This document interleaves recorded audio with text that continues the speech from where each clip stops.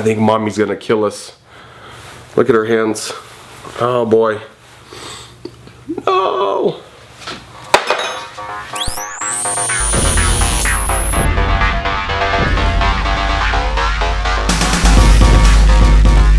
Welcome back everybody to Man Meets Garage. On today's episode, we're going to be working on the LandCruiser. And I have a special little guest, my little daughter. So you might hear her in the background today.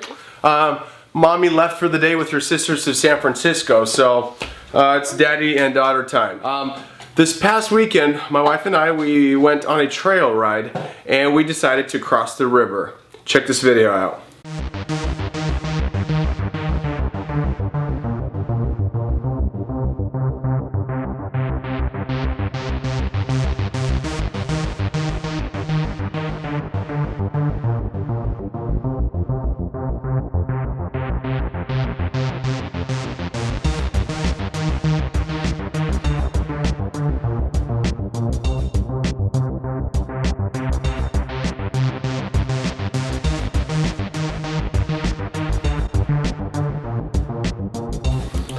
I know, you guys are thinking, you're crazy, but why not?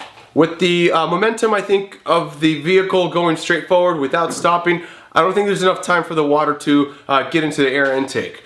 But when we were driving across that, my wife had some water actually hit her feet. Everything kind of got soaking wet, and I was like, what happened? Why is there so much water in there? So I got home and checked out all these tests that I basically had to do to figure out where this water was coming in.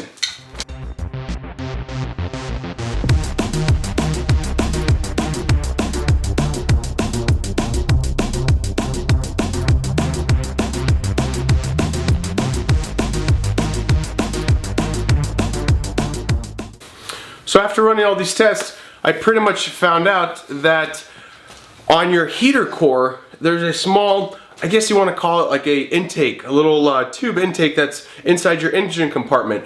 And that actually sucks air from the outside. So I think when my wife and I were crossing there, we had the air, the little tube, just suck up a bunch of water through there, and it hit the box inside the feet where the compartment is, and the water just kind of got the whole entire carpet wet, just everywhere. So let me show you what we're looking at. This is our passenger side engine compartment right by the firewall. If you guys look all the way down there, there's a heat shield. And right below the heat shield, you see a little tube sticking out? That's where the water is coming in. The parts needed to finish off this breather, I guess you'd call it, for the heater core, is a 3/8 inch fuel line, about 2 feet, a hose clamp, some zip ties, and I found this 90-degree elbow. This is, I guess, from a previous car, from a radiator, and this will help us actually achieve that angle to attach that breather hose. So we're going to start off by bending away that heat shield right away from that tube, and you guys can see a little tube sticking out all the way down here, this guy right here.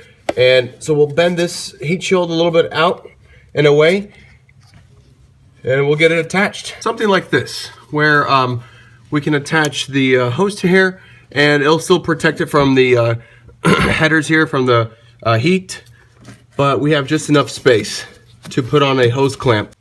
First thing we'll do is we'll attach this right angle tube here to this guy right here, where the intake to the heater core comes in.